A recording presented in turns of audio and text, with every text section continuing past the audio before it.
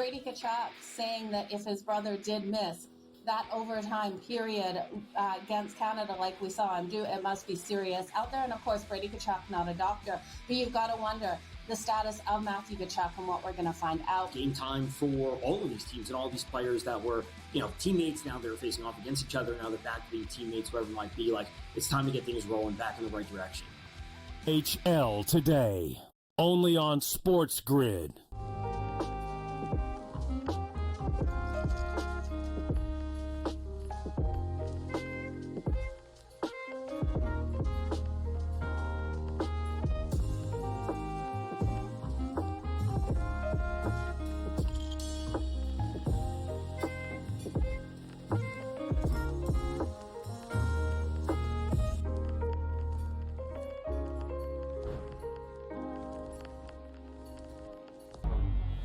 Two guys that can do it all. Too much electricity this morning. This is a good time. We're having a lot of fun. I had to do a triple take. Ka-ching!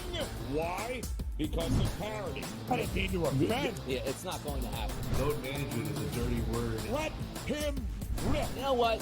Circumstances provide the results. What? How do you do this one? Oh, Donnie, you got such a good show there. A network that is booming. The Early Line, only on SportsGrid.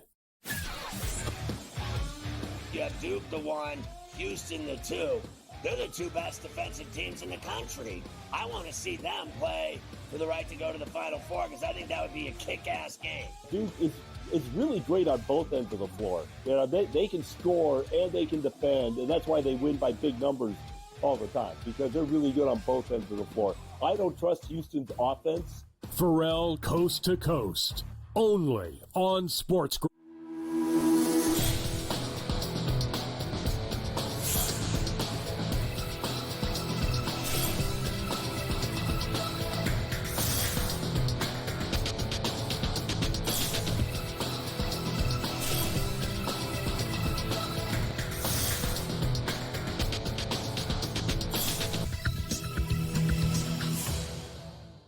Good morning. Welcome to NewsWire. It is our midweek edition of the show. Great to be back with you here as the latest in college basketball is upon us.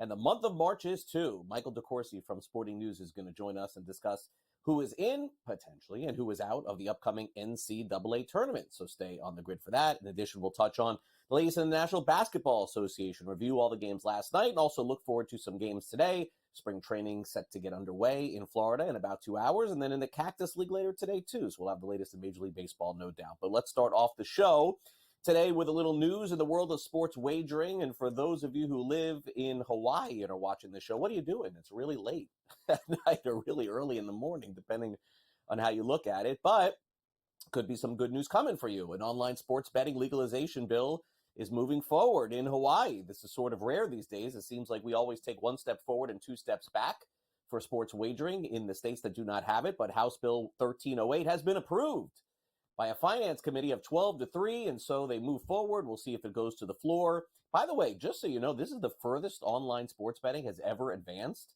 in Hawaii. There is this notion that everyone out there is on vacation and they don't want to add any more financial things to the plate, which would take away from vacation time. But needless to say, moving forward in Hawaii, we'll see if this makes any steps forward. After 20 years in the WNBA, one of the greatest players in the history of the sport has decided to retire. Diana Taurasi hangs it up after 11-time getting into the All-Star game. 11. WNBA MVP, 3-time NCAA champion, 3-time WNBA champion. She made the announcement official yesterday. Congratulations to Diana Taurasi. What an incredible career playing in the WNBA. All right, last night it was the revenge game for Luka Doncic as the former member of the Mavericks, now playing with the Lakers, ended up having a triple-double. And wouldn't you know, the Lakers ended up winning 107-99. Looks like this thing landed like right on the spread as the Lakers end up picking up the win. And it was an impressive one, needless to say, because a lot of emotions running wild here. And there were a lot of photos posted online of the general manager of the Mavericks watching Luka play on the court. Luka doing some push-ups before the game, too. Pretty funny stuff. Here's Luka after the game picking up the triple-double and talking about how he just didn't know how to feel going against his old team. Luka, how did you just handle the emotions of the day and playing against your former team? I don't know, honestly. I don't know. It's just so weird the moments. Felt like I don't know what I was doing. I'm glad we got the win. The last 5+ minutes, you and LeBron, there's a lot of different interactions on the court, and you finding him and vice versa. What was that like for you, and how are you starting to develop this chemistry so soon? Yeah, JG said in timeout, let's get organized. And once we get organized on offense, we got a lot of weapons. So that was really big, and he's doing that at 40 years old, which is insane. The takeover in fourth quarter was unbelievable to watch. Golden State Warriors keep on rolling. They beat the Hornets last night and crushed them. Final 128-92. By the way, it was the franchise's 3,000th win in their history. Only 4 other NBA teams, Lakers, Celtics, Knicks, and 76ers, have also reached that milestone. Steve Kerr after the game talking about no matter who they play, good team, bad team, middle team, still got to win. Yeah, I mean, it was that was the main message pregame. It's just we're not in a position to overlook anybody. We're fighting to try to get into the playoffs, and so I liked it. Slow start the first few minutes, but we got it going and held them to 18 in the first quarter. So set a good tone defensively and took care of business. What does it mean to you to be one of the fifth team now to win 3,000 games, joining the Knicks, 76ers, Celtics, and Lakers? Yeah, Raymond just told me that.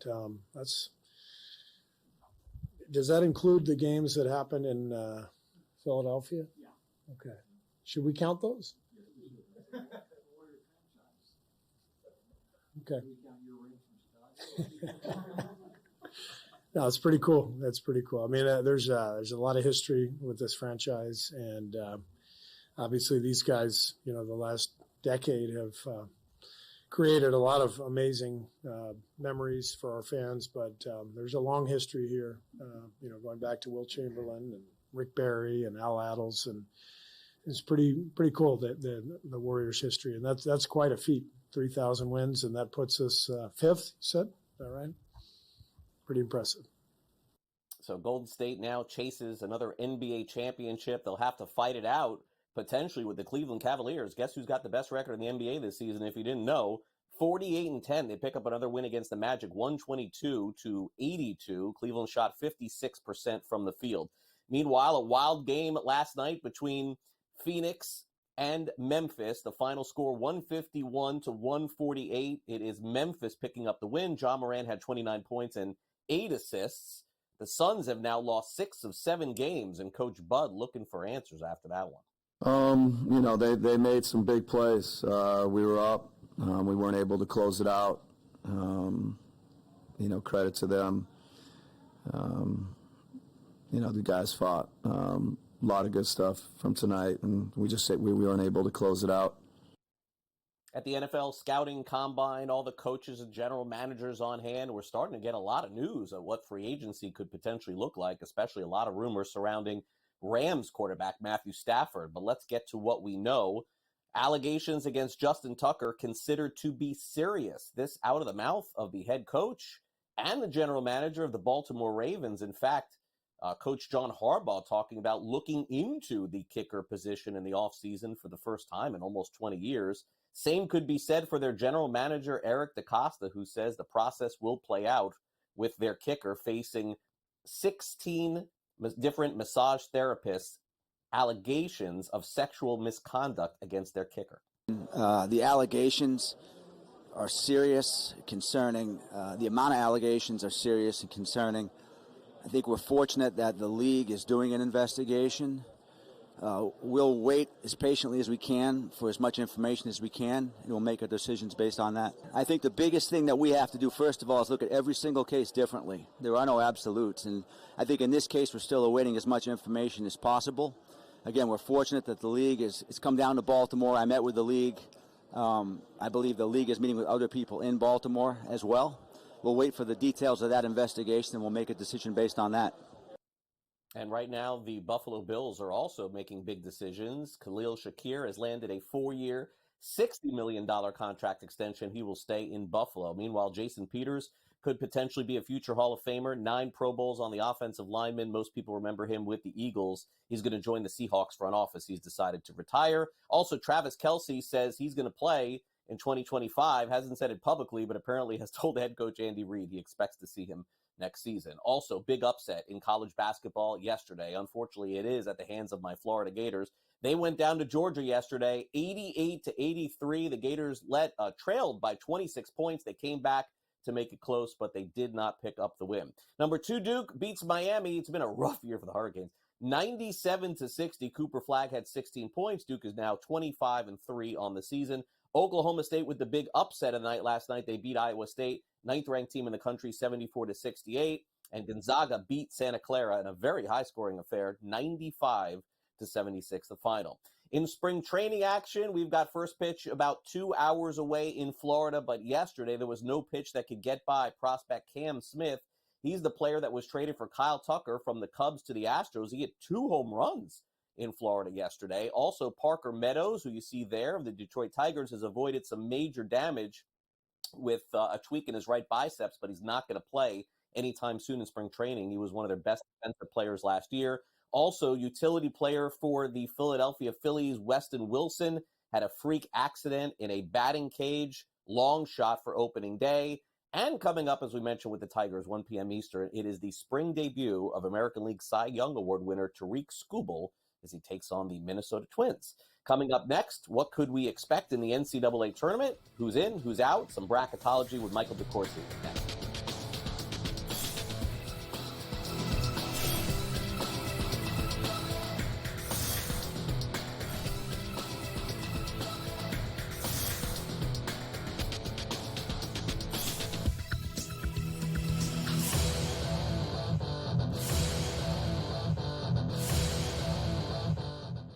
The Eagles got it done. If you back them, you're celebrating. Football season may be over, but the action never stops. Are you ready for some baseball? At SportsGrid, we're always in the game. We bring you 24/7 betting insights, expert picks, and real-time analysis. Next big play is already in motion. Are you ready? It's smarter to be on SportsGrid.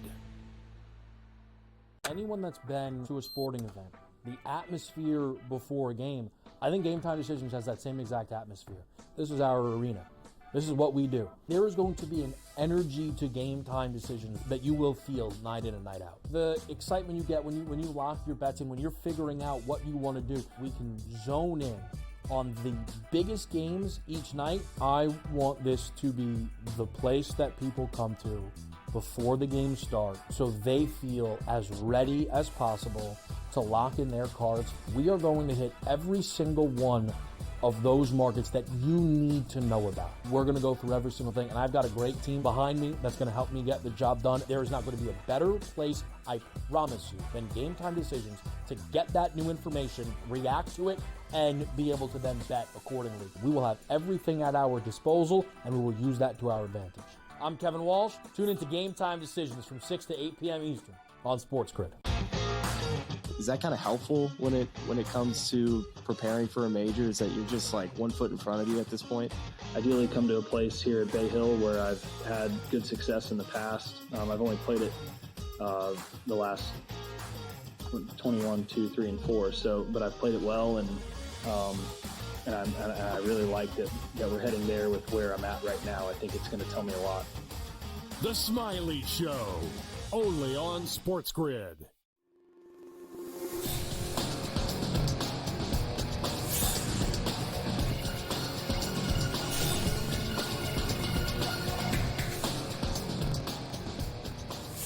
By next week, the picture is going to be a lot clearer for the upcoming NCAA tournament as we get ready for conference play. Let's bring in Michael DeCourcy as we wrap up the regular season in college basketball here. And Mike, welcome back to the show. And, things will get clear, but a little murkier, I think, for maybe some of the number 1 seeds as my Gators were upset yesterday by the Georgia Bulldogs. And let's start there. I mean, at this point, can they get back into that number 1 seed picture? I mean, I guess if I think about it, Mike, if right now, I'm sure you have them out in terms of number 1s, but my gosh, what they would have to run through in the NCAA tournament certainly would lead me to believe if they took out Alabama and Tennessee and Auburn and some of these other teams, I mean, that could get them right back in it, but it may be required at this point.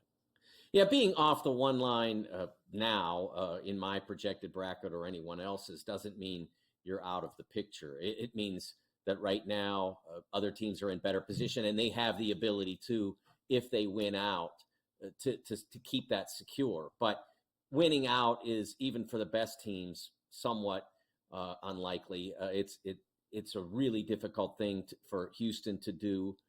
It'll be really difficult for Tennessee or Florida. It'll be really difficult for Alabama. I mean, they all can't win out because the 3 of the 4 play in the same league.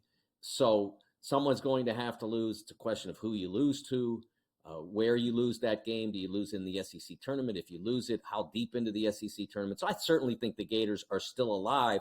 The problem the Gators have is their resume was based on volume of success and not necessarily the high quality that others have. They don't have as many of the toughest wins as a Tennessee does, as a Houston does. They'd have to cover that down the stretch and then in the SEC tournament. I think at this point, if Florida wants to get back to the one line and stay there, it'd be pretty advisable for them to at very least make the SEC tournament final. Yeah, and it's a tough road for all of them. So many good teams, as I mentioned, in the NCAA tournament: Auburn, Alabama, Florida, Tennessee. I mean, the list goes on. And who knows? I mean, with some experience with Kentucky and Arkansas, you just never know with those coaches. They know how to make big runs there. All right, so help me out with this one tonight.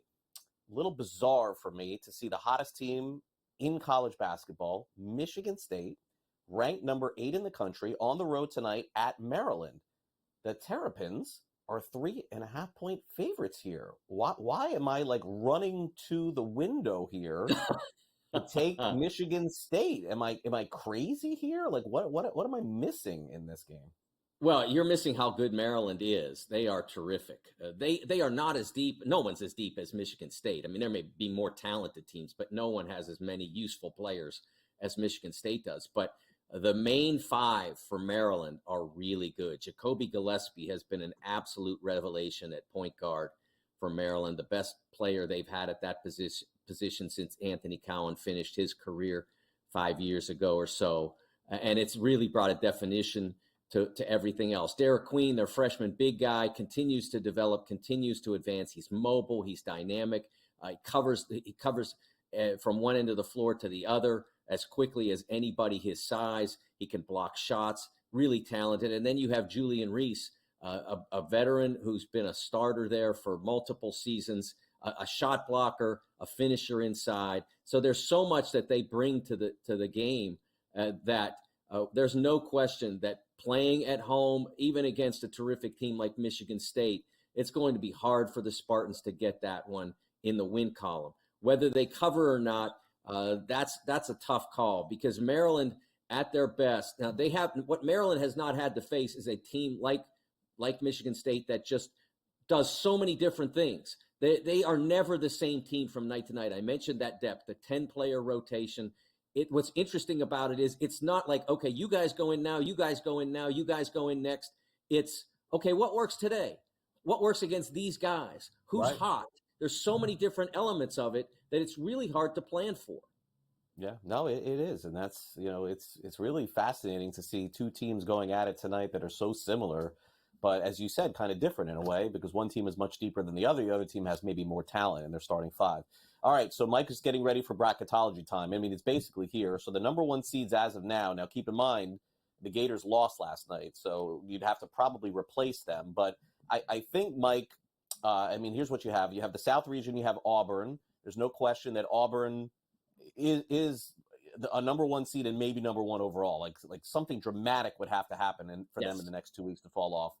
You have Duke in the East. I would say the same thing. Alabama probably still has to win some games, I would say, to secure it. And then who would step in for Florida if the Gators are not a 1 seed?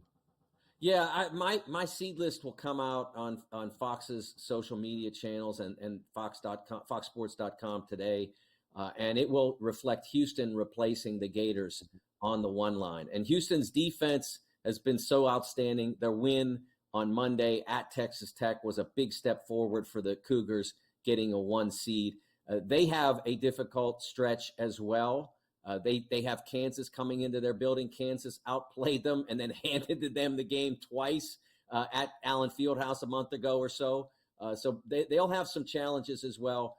Tennessee and Florida are still very much in the picture. Hard for me to see anybody else getting in, but we were talking about the Spartans before. If they can go into Maryland and win and then continue to win, beat Michigan at home, and then go deep into the Big Ten tournament, maybe they can get into the conversation. All right, so let's take a look at some potential teams that as of right now you'd have the Final Four in, so like play-in games, things along those lines. And Mike, it's funny that I see Arkansas here because I've seen this movie before. You have a classic, iconic head coach. The tournament's going to put Calipari and Arkansas in. I mean, you know that. And you have Georgia here. They just beat the Gators. That's a signature win for them. So what is the reasoning behind, I guess, all of these teams here? I know the reasoning behind the Hogs here. You want those cameras on Coach Cal come March. No, it's about the quality of victories, the quality of the resume. For me, it's not a romantic thing.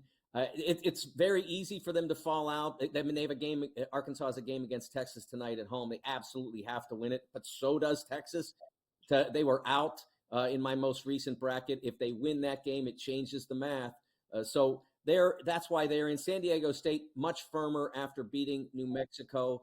And then VCU could easily win its way into the automatic bid in the Atlantic 10. Maybe not so easily, but they certainly are among the dominant teams in the league. All right, fair enough, Mike. Great to catch up with you, and we'll talk again next week as we get ready for the conference tournaments. Thanks again.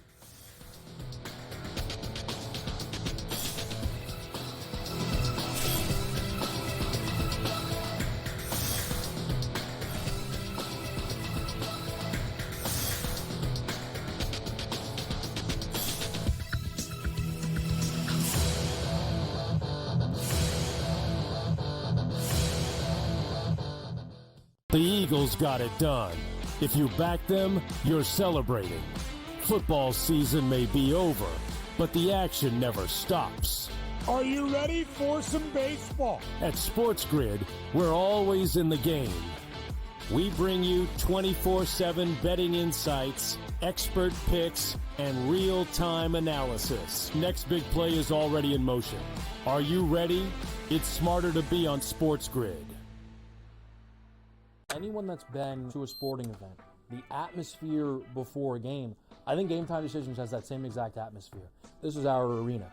This is what we do. There is going to be an energy to Game Time Decisions that you will feel night in and night out. The excitement you get when you lock your bets in, when you're figuring out what you want to do, we can zone in on the biggest games each night. I want this to be the place that people come to before the games start so they feel as ready as possible to lock in their cards. We are going to hit every single one of those markets that you need to know about. We're going to go through every single thing, and I've got a great team behind me that's going to help me get the job done. There is not going to be a better place, I promise you, than Game Time Decisions to get that new information, react to it, and be able to then bet accordingly. We will have everything at our disposal, and we will use that to our advantage. I'm Kevin Walsh. Tune into Game Time Decisions from 6 to 8 p.m. Eastern on SportsGrid. Is that kind of helpful when it comes to preparing for a major? Is that you're just like 1 foot in front of you at this point? Ideally come to a place here at Bay Hill where I've had good success in the past. I've only played it the last 21, 2, 3, and 4. But I've played it well, and I really like that we're heading there with where I'm at right now. I think it's going to tell me a lot. The Smiley Show, only on SportsGrid.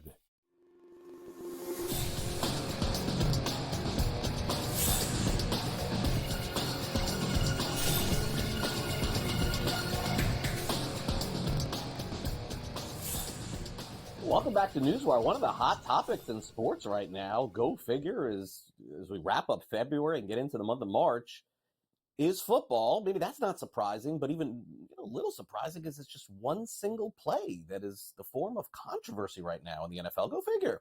We'll get to that here. It's time now for the SportsGrid Sound Off.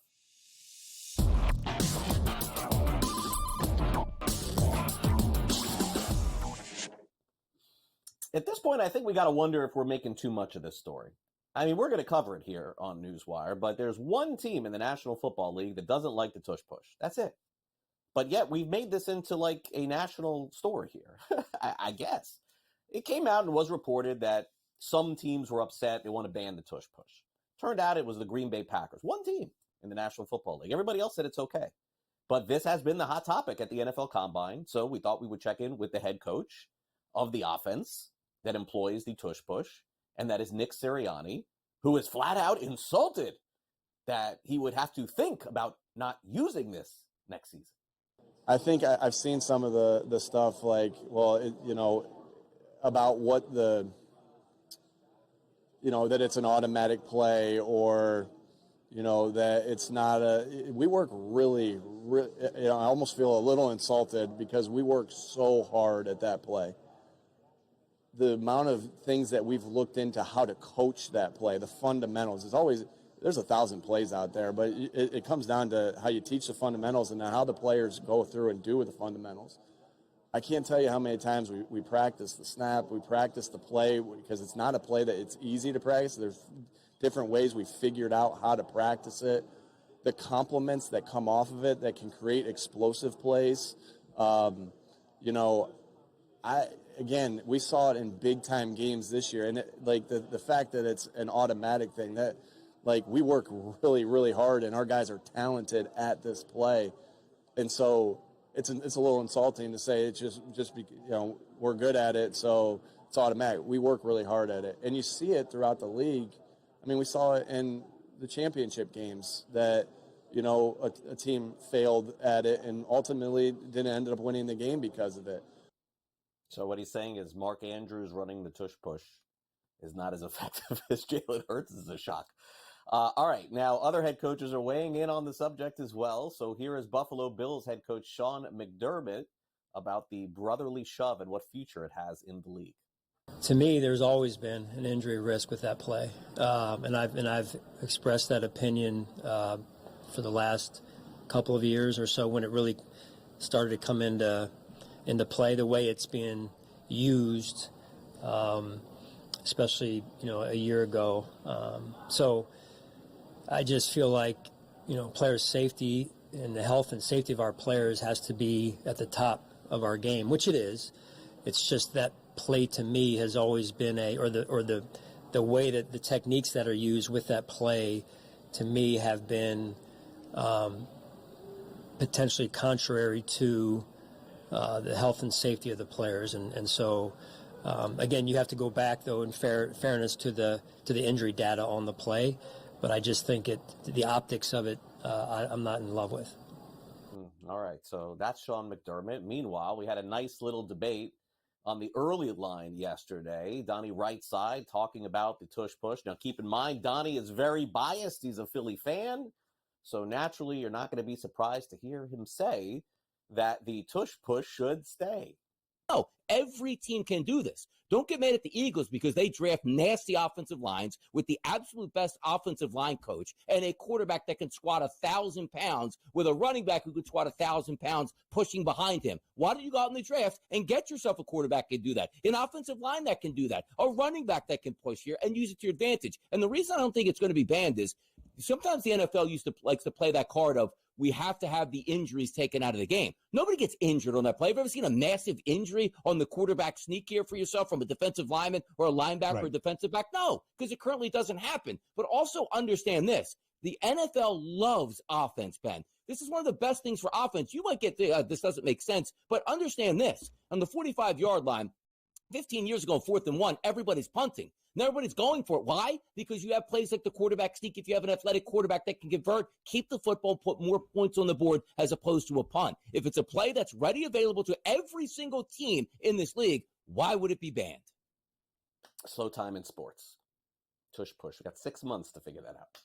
Anyway, coming up next, sports betting in Missouri is facing a delay until the NFL season. Pat Evans from Legal Sports Report will join us next and also go over the very latest in the state of Georgia and any progress they could potentially make there. You're watching NewsWire on SportsGrid. We'll be right back.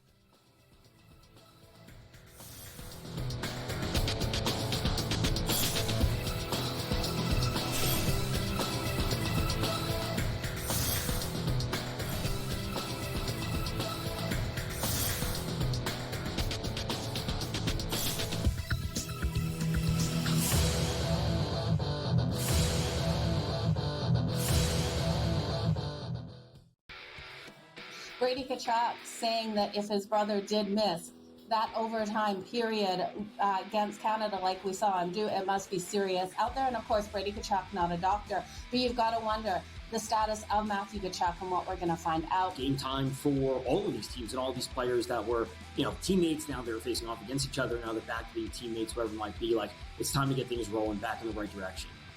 HL today, only on SportsGrid.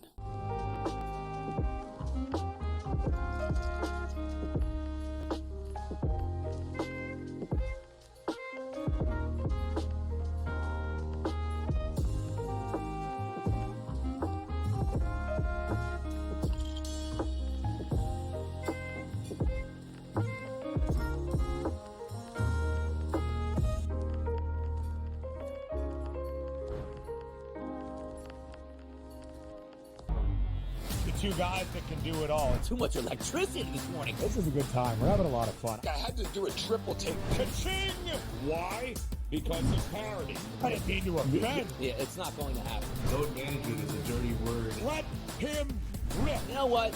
Circumstances provide the results. What? How do you do this once? Oh, Donnie, you got such a good show there. A network that is booming.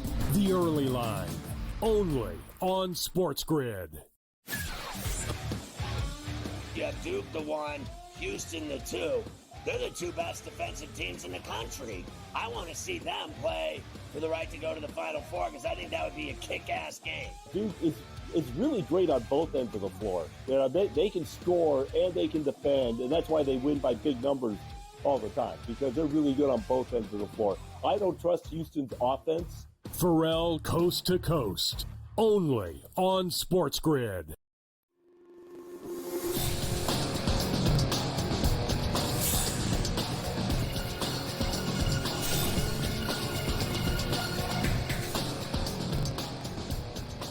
We got Pat Evans with us, back from LegalSportsReport.com. You can read about all of the stories that we discuss here on the show over on their website. Pat is generous enough to give us some time here today, talk a little sports wagering. Pat, great to have you back here. As we are going to, before you know it, be out of the first quarter here of 2025. I mean, January is in the books. We got February coming up here. It's going to be in the books soon. Then we're going to get to March. We're not going to have any state that's going to be updated in any way, shape, or form with legalized sports betting of these states that are left. And even one of the states that just did legalize sports betting in the last 6 months is not even going to be able to get this thing going in time for March Madness. What happened here, Pat? Yeah, so Missouri, I mean, when you look at it, they legalized in November through the ballot. You know, the voters said, yeah, we want it, albeit only 0.05% above 50%, so it was close.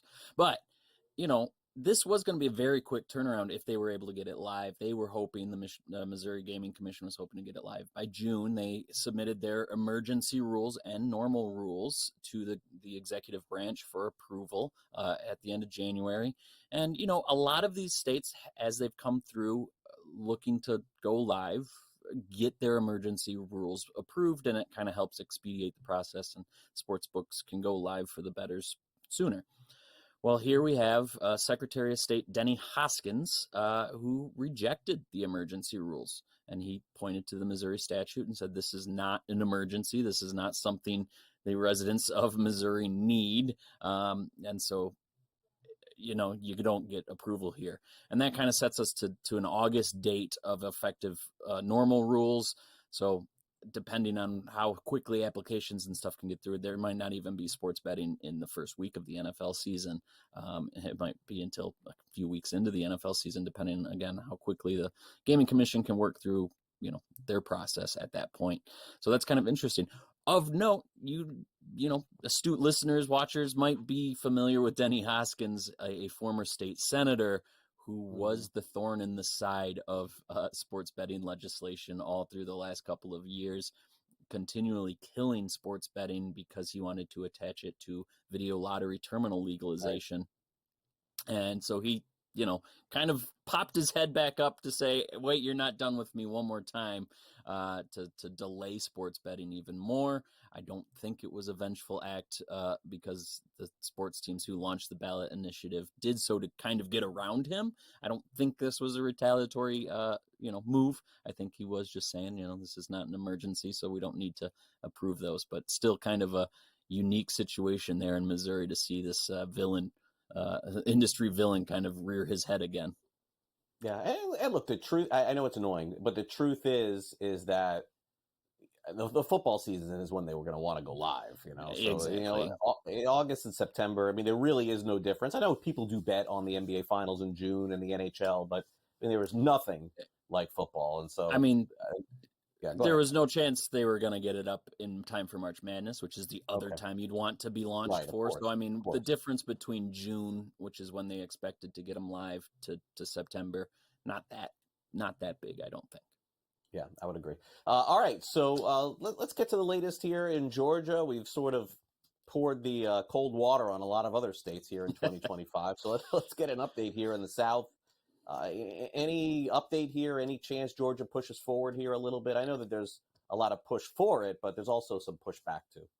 Yeah, I think there's a little bit more optimism, at least from my point of view, for Georgia now. I mean, again, to your point, we kind of threw water on Minnesota, which for the past couple of sessions has been kind of the market where like, oh yeah, this is a shoo-in. They'll legalize it. They'll come to their agreement that they've been working on so close, so hard for the last couple of years. And of course, it got not voted out of a committee. It's not exactly dead yet, but a big compromise that we've been waiting for happened and they didn't get it through. So now kind of the shift is to Georgia, which again, kind of like Minnesota has been close the last couple of years. Certain disagreements have made things fall apart between, Democrat Republican issues because it needs that bipartisan support to the need for a constitutional amendment.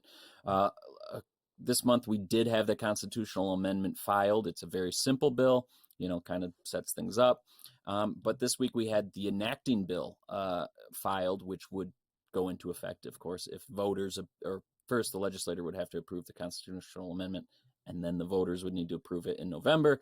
This enacting bill sets up the framework, puts the lottery in charge, which, they get to decide who gets licenses, including themselves.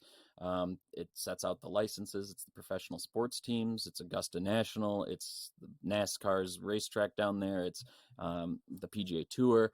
So plenty of licenses to go around. I think it was 18 is their kind of cap for how they broke it down. And then a 25% tax rate. So not a great industry-friendly tax rate, but certainly not the worst that we've seen. We've seen 51% in New York, for example. So that's the one there. But yeah, I mean, I haven't heard a lot yet in terms of how it's going to move or where it's going to move and its chances. It is still early in the process, of course. But, the fact that this includes that lottery portion and it does kind of expand the powers there. And I haven't seen any other bills focused solely on the allowing it through the lottery bill is probably a good sign because there were factions that kind of disagreed on that path. Now, the one thing that does kind of bring up the problem there is because a constitutional amendment needs 2/3 votes. That means you need that many more than a simple majority. And that's where you get into the problems of bipartisanship and kind of disagreements between issues that aren't sports betting. So, yeah, it's still going to be a very close thing to follow and a very, very fickle situation. But a little bit more optimistic than maybe I was heading into the session. All right. Any good news is news for us. And speaking of news, this is a weird one here in Texas. I know that they don't have legalized sports betting here, but they do have some lottery issues here going on. There was a ticket purchased by a company that was, I guess, owned by DraftKings, and legalese got involved here. You're gonna have to dissect this story for me. Yeah, so last year, I don't know if people know this really. It wasn't huge news, I don't think, by any means, but DraftKings spent $750 million to purchase Jackpocket, which is a lottery courier service, which is basically an online situation where, somebody can buy a lottery ticket and this courier service takes a picture of it and sends it to the user and, there you go. And so it's basically an online extension of the lottery. Well, last week, somebody used Jackpocket and won a drawing for $85 million. And that kind of raised red flags, including Lieutenant Governor Dan Patrick, who, the name might be familiar as the major opponent of sports betting legislation in Texas. And he said, this isn't okay. This is integrity. It questions all this sort of stuff. And then the lottery came out this week, said, nope, this isn't okay. We're banning. We're going to set a rule to prohibit lottery courier services and not allow them, and you ban them. And then there is legislation now to also prohibit from the legal standpoint. And so, yeah, that's kind of a big deal because now DraftKings, which was using Jackpocket at least in some form as a database builder in Texas, is now no longer there. And Texas makes up 25% of the user base, or potential user base for Jackpocket. So that's a huge ding on that business that they spent a lot of money on. So yeah, just kind of an interesting situation there in Texas. And I don't know how much more it has in terms of sports betting implications there, but certainly a little bit because of DraftKings, and kind of just the overall situation there where, sports betting isn't looking great to pass this year in 2025 in Texas. So we're going to have to wait at least till 2027 probably for a real movement there. All right, read about that over at LegalSportsReport.com. For more information, check out that website and Pat Evans on social media as well. Pat, great to catch up with you here on NewsWire. Have a great rest of your week. Thanks as always, Craig. All right, Pat Evans from Legal Sports Report getting ready to watch the Spartans take on Maryland tonight. All right, we are getting ready to take a quick break. But when we come back, it's time for us to dive into the National Basketball Association. Dexter Henry is going to join us and tell us if the Pistons can keep it going tonight against the Boston Celtics. We'll also recap some of the games and scores from last night's NBA as well. You're watching NewsWire on SportsGrid, and we'll be back after this quick timeout. Don't go away.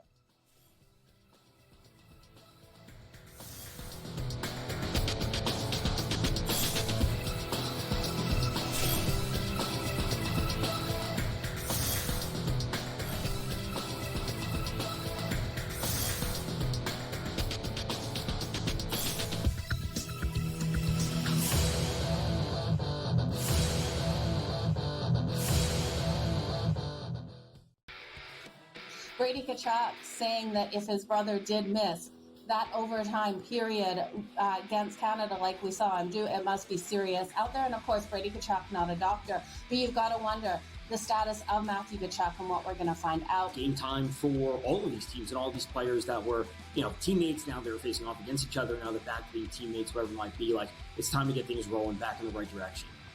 HL today, only on SportsGrid.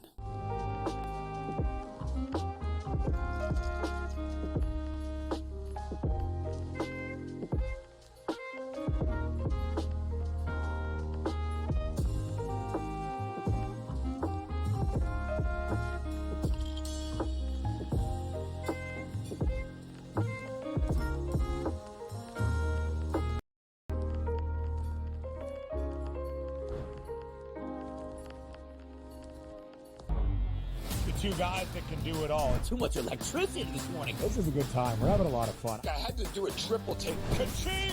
Why? Because of parity. I didn't mean to offend. Yeah, it's not going to happen. Load management is a dirty word. Let him rip. You know what? Circumstances provide the results. What? How do you do this one? Oh, Donnie, you got such a good show there. A network that is booming. The Early Line, only on SportsGrid. Yeah, Duke the 1, Houston the 2.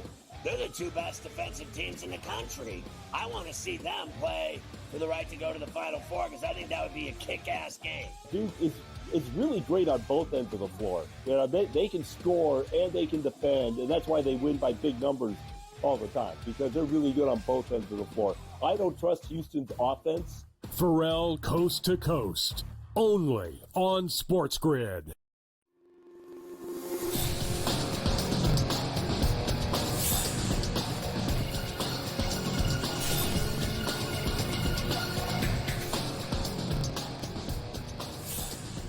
All right, welcome back to NewsWire here on SportsGrid. Let's take a look at tonight's slate in the NBA. Dexter Henry is here with us to break that down and also recap what happened last night. Dexter, great to have you back here. So let's go quick to the games last night, and then I do want to get ahead to tonight because I think we got some good ones here. But the return of the matchup between Luka and his old team, some fun stuff before the game, some fun stuff during the game. I know he was only 6 for 17 from the field last night, but, the Mavericks have got to be feeling it right now, I mean, Anthony Davis is not playing. They have to watch Luka play against them. Nico Harrison, everyone's taking pictures of him too. It's just tough right now to be a Mavs fan. Tough times for the Mavs, and you wonder how much worse it can get when Luka makes his return trip to Dallas next month, where I think he'll be even more inspired. He was clearly inspired last night. I know you said he didn't shoot well from the field, but he did have a triple-double, 19 points, 15 rebounds, 12 assists. He was really good in that regard, and you could tell he had a couple looks towards the Mavericks bench a couple of times. So he's really inspired, and it could get worse for the Mavericks when he returns to Dallas. But this Laker team is starting to find their offensive stride with Luka and LeBron. Still concerned about them defensively. I've talked to you about that before. I'm not sure they can stop anybody. But if you're the Mavericks, you know, you really need to get Anthony Davis healthy, back in the court, back with Kyrie Irving, because they're really thin at center right now. So we'll see how things look for them moving forward. But the Lakers, they're surely happy with their new superstar of the future. That's they're no playing doubt well. about that. Yeah. Sorry about that. Yeah, they're playing well. So, you know, Dexter, we're closing in on this. I mean, I don't know if it's going to be a year or two, but it's coming. We're going to have a 400-point game in the NBA, man. Like, this is coming. You said a 400-point game? You think it's happening? Wow. We're gonna. I mean, come on. I mean, 5 years ago, did you ever think that the scoring would be like it is in the NBA now? I mean, last night, which we did Suns and Grizzlies, was 300, right? So, I mean, we're only, I figure, a year or two away from 400. In this crazy game, 151 to 148. I mean, crazy game between these two teams. And, you know, certainly John Morant was the star of this one. Yeah, John Morant, the star of this one here with the 29 points there. I do think that defenses will start to level out. I do think it levels out. I'm not sure it'll happen the next couple of years, but look, the talent on offense is better than ever. It's harder to defend more than ever in this NBA. I talked to you about this last week, Craig, with the Phoenix Suns. They're a mess right now. Ever since the trade deadline and before, with, you know, Kevin Durant, his name being in rumors, they're a mess. The Grizzlies are a really good team. They defend well. I think John Morant has started to work himself into just feeling more confident in his game. I think he was trying a lot of things out. Should I play as athletic? I think he's been worried about getting hurt, but he's starting to look a lot more confident in his game. And I like how he's playing right now. And the Grizzlies, who have a lot of depth, they have a lot of talent. Triple J has come into his own this season for them offensively. And I think they're a dangerous out in the playoffs. So it's really two teams going in different directions. If you're a Grizzlies fan, you're really excited about what they're doing. If you're a Suns fan, this is a mess. This is a team that tried to put it all together, win a championship, and they are nowhere near that. And they look like they might not even make the play-in. Yeah, I mean, Monty Williams is sitting back somewhere feeling good about that.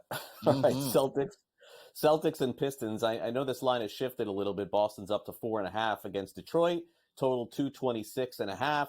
So, look, I mean, this is the classic, Dexter. Do you just go with the trend here and take Detroit because they're playing as well as just about anybody in the NBA right now? Close games, winning close games too. Or is just Boston too much for them tonight? Yeah, I'm going to go with the latter, that Boston's too much for them tonight. The Pistons are playing very well. Coach Bickerstaff has done a great job with them in his first year. But this is a level up. And look, they're getting, you know, Boston's favored by, you know, 4.5 on the road. And, you know, there's some respect to the Pistons being at home. And I do think the Pistons will give them a challenge, but this is too much. But the Celtics are just way too good of an offensive team for them. They're fifth in the NBA in offense. The Pistons, they're a middling offense. They're about 15th in the league, according to Cleaning the Glass. So I don't know where they're going to score, and I don't think they can get the requisite stops on the Celtics because the Celtics are just another level of team. But the Pistons playing well in this game matters. I do want to say that. If they can play well, if they can show the Celtics some fight, I think that's really good. I just don't think they have enough offense to hang around with the Celtics, and I just don't, especially on their bigs. I think you can see a big game from Kristaps Porzingis in this. So if it was up to me, I'm taking the Celtics and the points here to cover easily. I think the Celtics will cover the 4.5. I'll just ask you opinion on one of the hottest players in the NBA, Cade Cunningham, who seems to go for 25, 30 every night. His total tonight is 27.5. Over-under on assists, 8.5. Any opinion either way on that? I'm not asking for an official pick. Just any opinion? No, I think I might actually go under on the assists because I'd feel like this game could get away from the Pistons, and I'm not sure he'd be playing in garbage time or in the fourth quarter. As far as the points, he's their engine. I might like the over on that. He's the guy that can really get things done for them in terms of efficiency. He's been really efficient shooting the ball. He's leveled his game up. So I really liked him in that regard. So pretty safe bet there. If you want to take an alternate line and look at him at 25 plus points, I think that's not a bad play either. But I do like the scoring more than I like the dishing here for him in terms of going over. Right. Now, do you remember where you were in 2017, Dexter? Because that was the last time the 76ers did not make the playoffs. 2017. They're not going to make it this year, and it'll be official, I guess, in like a few weeks when they hit loss number 50-something or whatever it is. They're not winning at all. They're getting blown out in almost every game. But yet, I did see some money coming in on Philly, and the line go to 9.5. But it's either 10 or 9.5 tonight, total 231.5. I mean, I guess this is just a handicap based on the matchup here between these two teams, because I know that the Sixers are cooked. Yeah, I'm with you. I think they're cooked too, and I think they're looking at trying to get the best lottery pick that they can, the best odds for a lottery pick that they can, knowing that it's top 6 protected and it could go to the Thunder. This is a tough spot for the Sixers too, coming to New York. The Knicks, they're smarting after a lost weekend for them where they got blown out by the Cavs. They got handled by the Celtics. They're looking for blood, and I think the Knicks come out really strong in this one. I know 10.5 is a big number. I would not be inclined to see the Knicks cover that. I think they can do that, but the Sixers can't trust them right now at all, Craig. This is a rough spot for them, and they're a really disjointed team. It's tough times down there in Philly. Yeah, I mean, the line, they can't make the lines big enough. They keep getting blown out. I wonder if this is the last 10-point spread that they face for a while. All right, Dexter, good luck with all of your opinions and picks tonight, and we'll catch up again next week. Thanks again. See you next week. Thanks, Craig. All right, coming up next, one of the best players in baseball gets a tattoo of a mascot. We'll have that story for you and a whole lot more as we wrap it up with some last licks. Don't go away.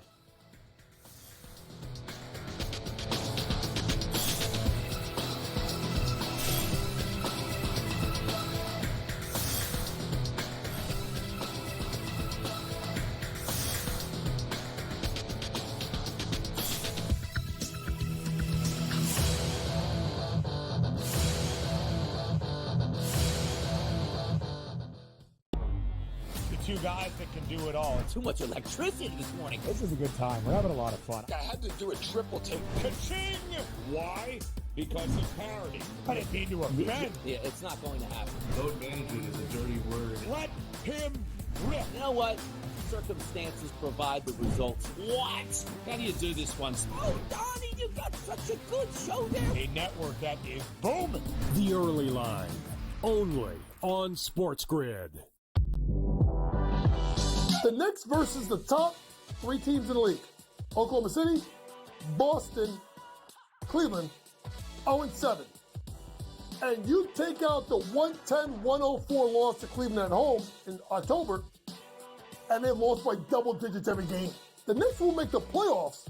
Number 1, do they fix their defensive problems? And 2, are they actually healthy? Betting above the rim, only on SportsGrid. You have Duke the 1, Houston the 2.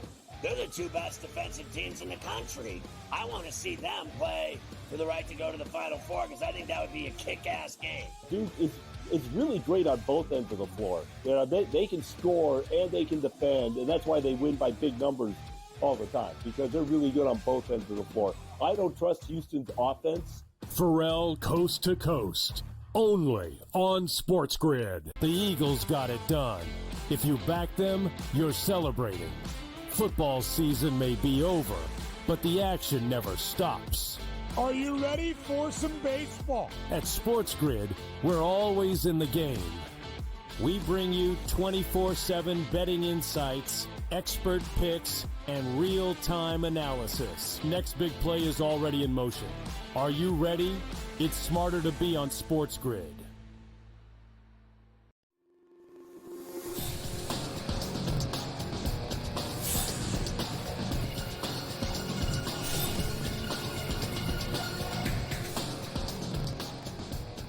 Welcome back to NewsWire here on SportsGrid, a fun press conference in boxing. You'll never want to miss those.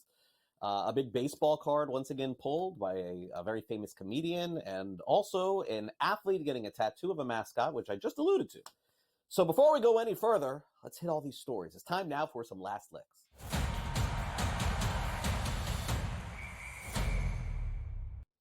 Boxing press conferences are the best, right? Like through the years, the craziest thing happens at these, and they do a really good job to promote their fights by doing the ridiculous. you'll see them say things about each other or maybe punch each other or just crazy stuff happens at these, the pre-fight one, the weigh-ins, right? The weigh-ins, I think that's what they call it. So Chris Eubank Jr. is a boxer, and he's getting ready to fight somebody else, which you're not going to watch anyway. But they did a really good job trying to promote this, because at the weigh-in, Eubank, and even posted this on social media, said apparently that he failed a drug test because of an egg. Yes, an egg. Eggs are very expensive these days, by the way. But an egg.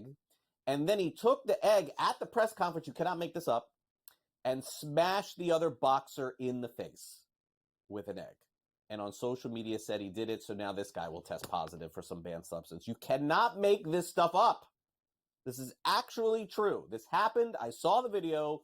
Watch it for yourself. Available anywhere on YouTube or Google or anywhere else. I mean, what are we doing here?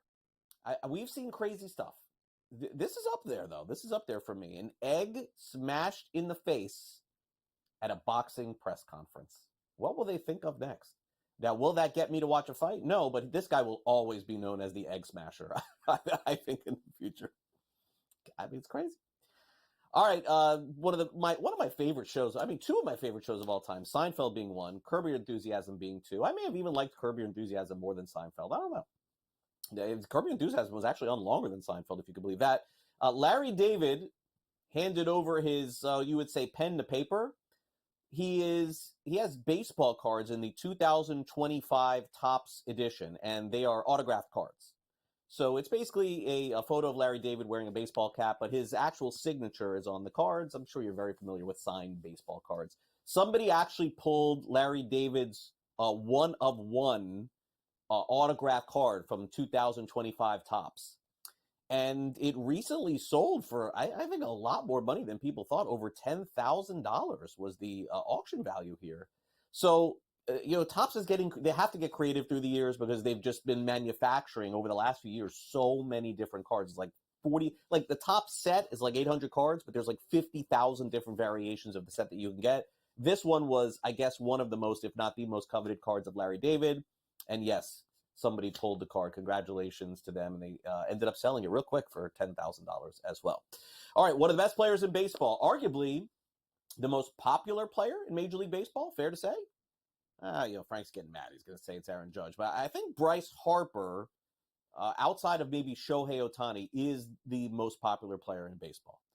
And Harper now has been in Philadelphia for several years. Remember, he left Washington to sign that mega deal with Philadelphia. And he debuted and displayed his brand new tattoo. Now, this is another one that you don't see coming. Now, athletes get tattoos all the time. But I hope Bryce Harper finishes his career in Philadelphia because he got a tattoo of, yes, the most popular mascot right now in Major League Baseball. That is the Philly Fanatic. And there you go. Tattoo of the Fanatic right there for Bryce Harper going into the next season. I mean, my gosh, I hope that he doesn't leave. Now, this notion that you can't get rid of tattoos, I guess that's gone. Did you see that the comedian from Saturday Night Live, Pete Davidson, got rid of all his tattoos? I mean, he had like 1 million of them, and I guess you can.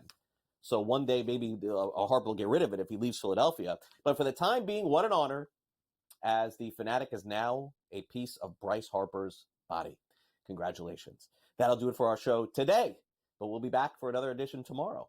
Make sure you stick around because coming up next, Smiley Kaufman has a preview of the Cognizant Classic. It is the next golf tournament in the Florida Swing. That's followed by Pharrell Coast to Coast at 3, Game Time Decisions at 6, In-Game Live Game Day tonight, and then Gabe on Sports Rage this evening. So stay tuned to that. Also want to thank Dexter Henry for coming on the show. Thanks to Pat Evans from Legal Sports Report and Michael DeCourcy from Sporting News. As always, our director is Luke and our producer is Frank, and I'm Craig Mish. I hope you enjoy the rest of your day. There's some great college basketball and NBA tonight. And guess what else is back? The National Hockey League. So games on the slate tonight. Make sure you catch it all with our crew throughout the day and evening here on SportsGrid. We'll be back with our next edition of NewsWire tomorrow morning at 11 a.m. Eastern, as we are every single day of the week. I hope to see you then. Until then, have a great rest of your Wednesday. See you tomorrow.